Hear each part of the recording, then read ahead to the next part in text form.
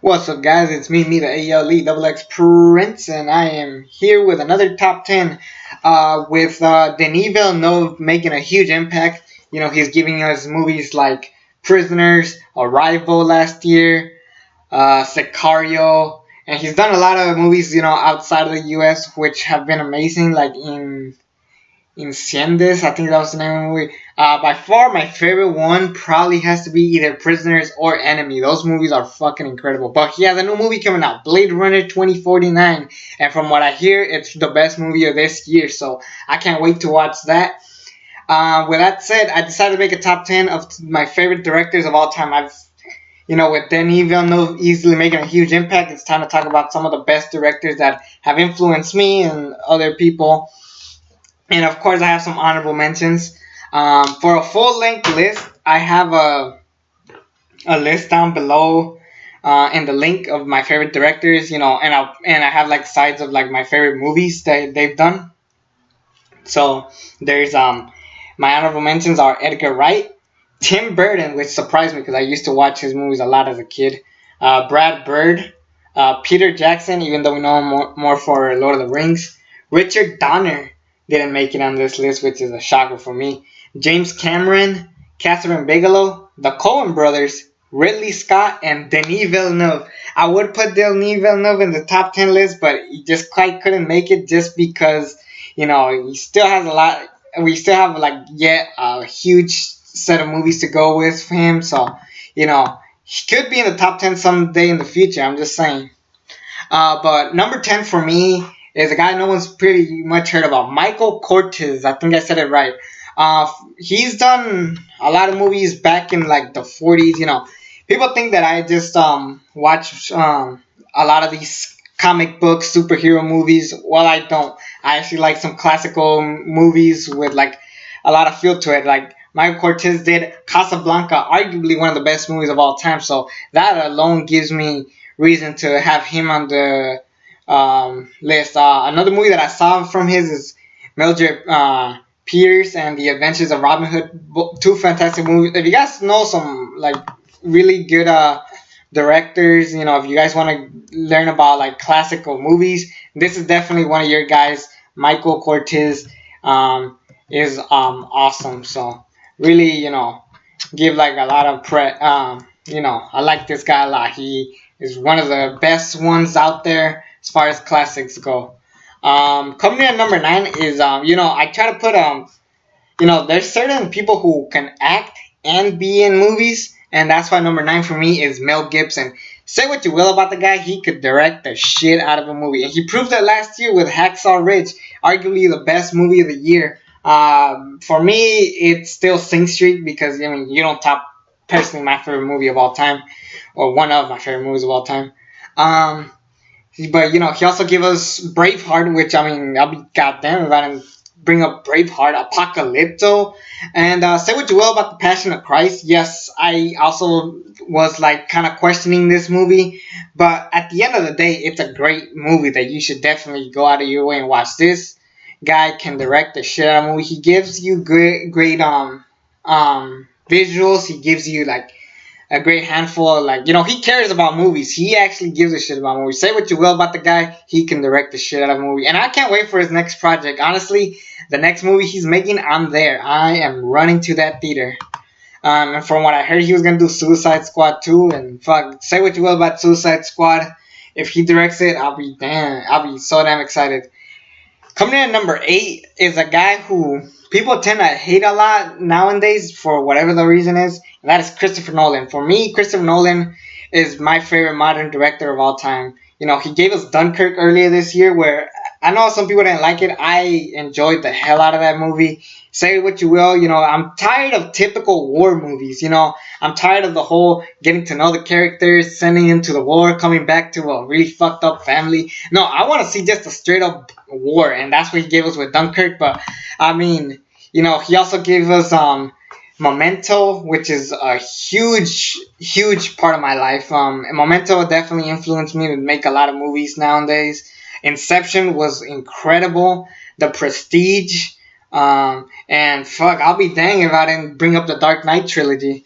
So yeah, Uh, Christopher Nolan has it all, and again, one of those directors that you still have to go out of your way and watch. So, definitely one of my favorites of all time. And I don't give a fuck what anybody says. You know, a lot of people tend to hate this guy just for whatever the reason is. I know Interstellar sucked. I agree with you there, but you know, people just like to hate motherfuckers. So, you know, if I like someone, fuck you. You know, I can say what I want. And don't be lying to say that Christopher Nolan doesn't bust his ass off. Another guy that busts his ass off is a guy you guys probably have never heard about. Hayao Miyazaki is my number 7.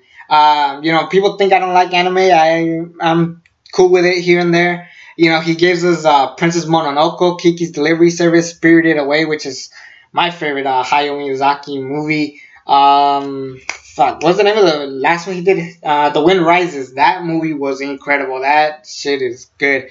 Like, these movies are great.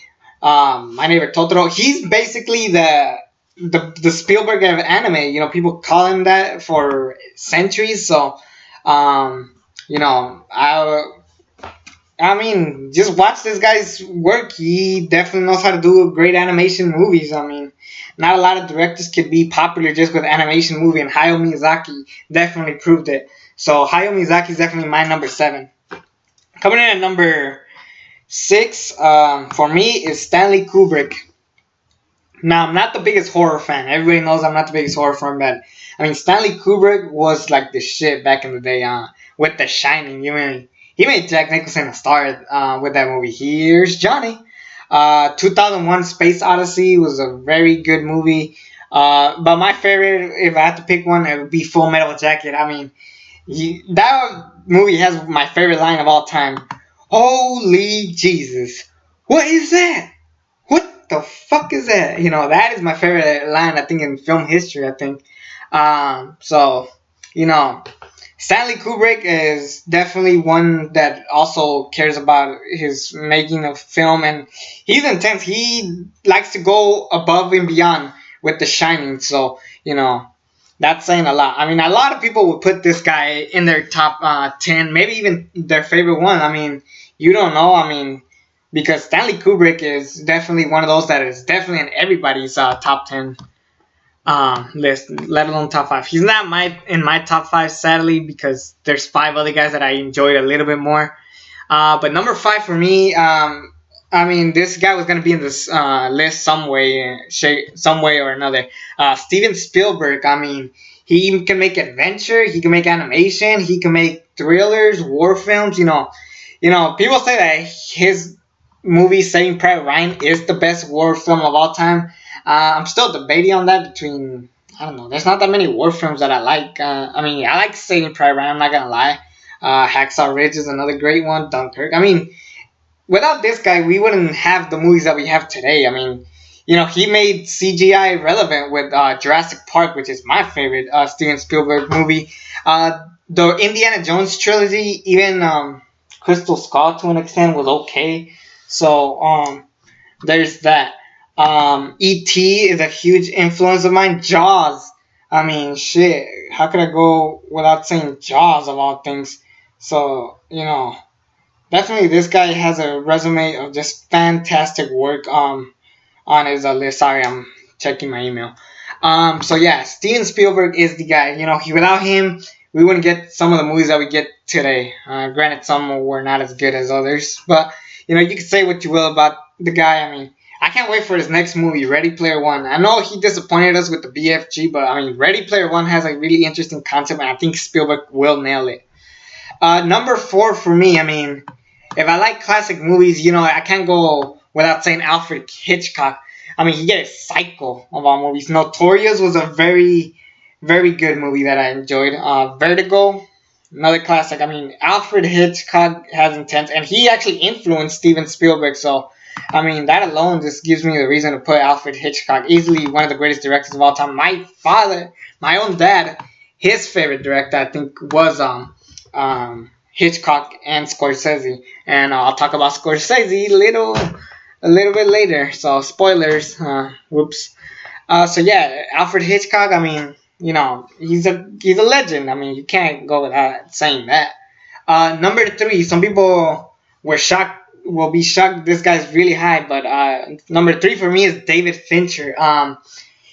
He has a pretty good resume in movies. Some of my favorites of all time. The Social Network is actually what got me into this guy. I mean, Fight Club and Seven are way much better movies, but I think The Social Network definitely got me in a much relatable thing. I mean, just because I'm in the media a lot.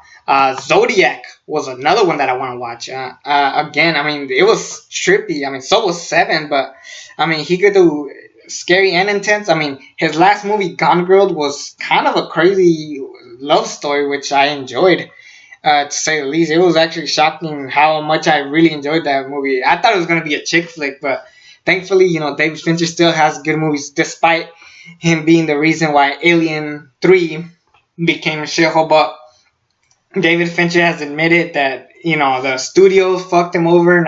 He wanted to make a much better movie, and I guarantee you, if he had the opportunity to make a better movie, he would. And from what I hear, he's going to do World War Z 2. Now, I didn't like the first World War Z. Personally, I'm one of those guys that didn't like it. But if he does it, I'm actually interested to see what goes on in that movie. I'm actually down to see what he'll do differently and what he'll, add to the franchise if it is set to be a franchise. Number two is Martin Scorsese. I already spoiled him. I mean, he knows how to do gangster films, like classic gangster films. So, he gave me Goodfellas, easily one of the best of all time. The Departed. Mean Streets was great. Last year he did a very controversial movie called Silence that not a lot of people agreed with, but I personally thought it was a fine movie. Yes, it's a fucking long ass movie, but that's what you'll get out of Scorsese. I mean, he took a risk with that movie. I mean, he just is a masterpiece at this work, and he knows how to make hateable and likable characters at the same time, and we proved it a lot with The Wolf of Wall Street with Leonardo DiCaprio. I mean, he did a fantastic job choosing Leonardo DiCaprio. Think about it. I mean, he made Robert De Niro and Leonardo DiCaprio a star. So, Robert De Niro with Raging Bull, which I saw recently at school, and Goodfellas and shit, Taxi Driver. But then he also made Leonardo DiCaprio star with The Aviator, The Departed, and The Wolf of Wall Street. I mean, this guy has got it. I mean, Martin Scorsese could make a star out of you. If he really takes you serious, he will make a star out of you. So, guarantee you, Martin Scorsese is one of the greatest directors of all time, but not my favorite director of all time. You guys might know who it is since, one, it's in the link down below, and two, I haven't brought it up yet. Number one for me is Quentin Tarantino. Yes, Quentin Tarantino has done, he's the king of dialogue. He inspired me to cuss. He made me fall in love with all his work. Even his worst movie of all time, which was Death Proof. He did a lot of very underrated indie movies back in the day, but they weren't like theatrical release, or people don't count them anymore. But those were also really good. But when he made that classic Reservoir Dogs, I was in for a treat when this guy did that. I mean, granted, I wasn't born around that time, but that is in fact the first Tarantino movie I saw. I think it was Kill Bill Volume 1. I saw both Kill Bill movies, I think, before I watched Reservoir Dogs. But still, I love Kill Bill. Of course, Pulp Fiction being my favorite, everybody's favorite. I like The Hateful Eight, not as much as all his other movies, but when I watched it that one time, it was a fantastic movie. I really enjoyed that movie. I mean, he made Samuel L. Jackson a star, so that alone is a big yes to me. So Quentin Tarantino is the master, and he likes to go original. He doesn't do his own. He does his own thing. He doesn't go to franchises. He doesn't try to do his own thing. He was originally gonna do, I think, a Iron Man movie, but he didn't do that, and I'm cool with it because at the end of the day, Tarantino is meant to do his own thing.